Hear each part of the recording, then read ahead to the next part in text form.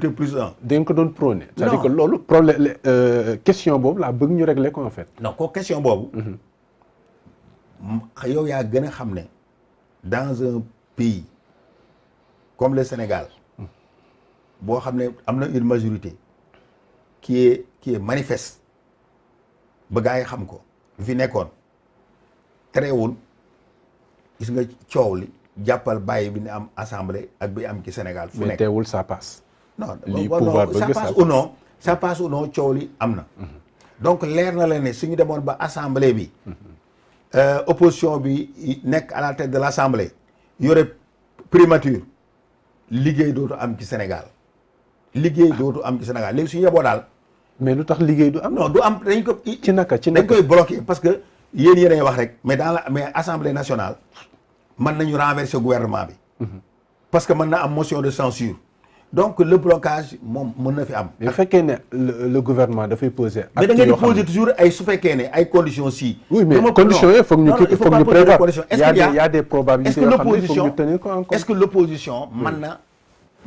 tëral teg motion de censure. est-ce que mën na dama laaj. allez-y répondez. opposition xam nga ne mën na ko. l'opposition peut renverser le gouvernement autant de fois que c'est possible. donc blocage mën na am na loo xam ne yéen a koy wax xam nga man li ma gën a li tax Sénégal metti yéen ñi nga xam ne yéen a nekk ci rajo yi ak télévision yi ngeen di organiser débat yi da ngeen war a nekk au juste milieu mu nekk un équilibre mais da ngeen di jéem a déséquilibrer toujours seen vis-à-vis bi nga xam ne dañuy dellu bi nga xam ne dafa ànd dellu ci texte yi bi nga xam ne dafa ànd ci texte yi lañ koy sukkandiku les textes disent que l'opposition peut renverser à l'Assemblée nationale le gouvernement mun na ko donc ça c'est clair yow ku la mën a renverser kay loolu kay moo raw blocage. mais ça c'est un aspect mais il y a d'autres aspects yoo non l'aspect le plus concret mooy dootuñu liggéey mooy su fekkee ne la majorité appartenait fii mu toll nii à Yewwi ak l'intersyndicale Wallu c'est fini pour l'Assemblée danañ renverser gouvernement bi plusieurs fois que c'est possible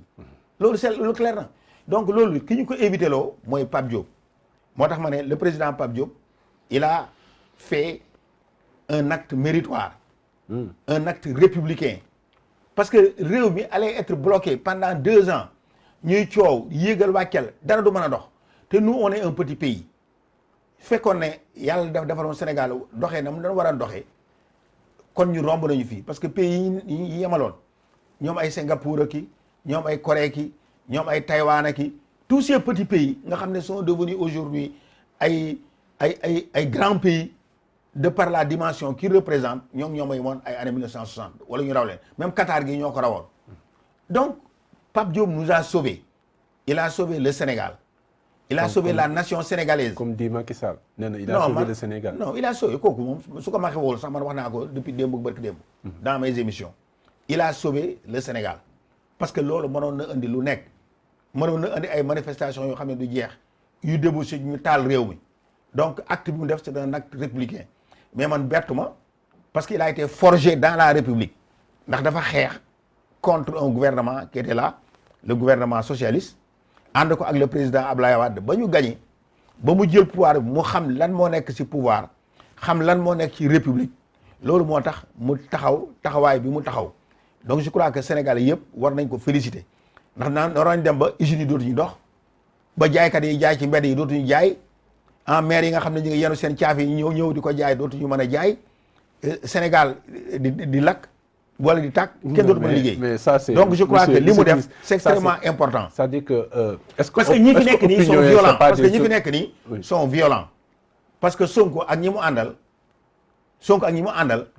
doctrine de violence la ñu andi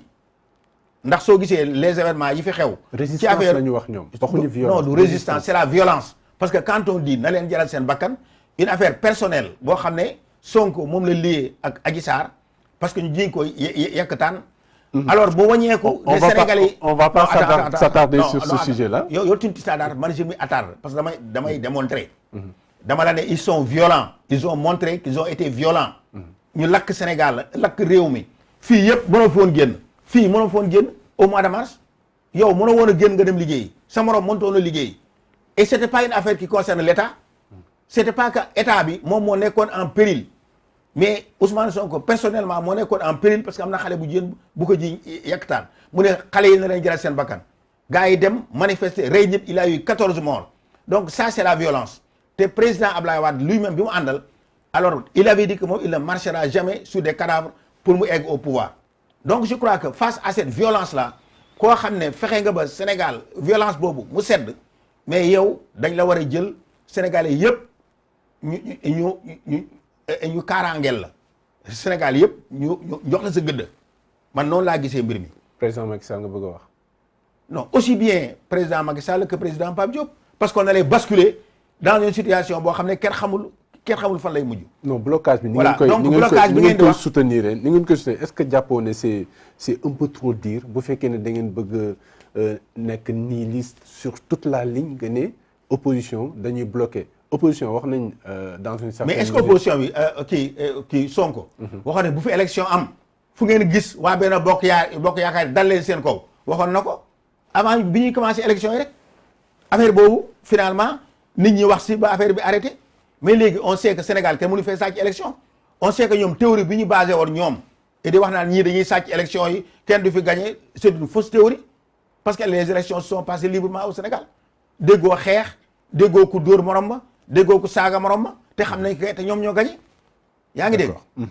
ah donc c'est ça donc loolu ngay wax blocage boobu yéen a koy wax yéen yi nga xam ne da ngeen di jàppale ñoom Sonko ak jàppale opposition bi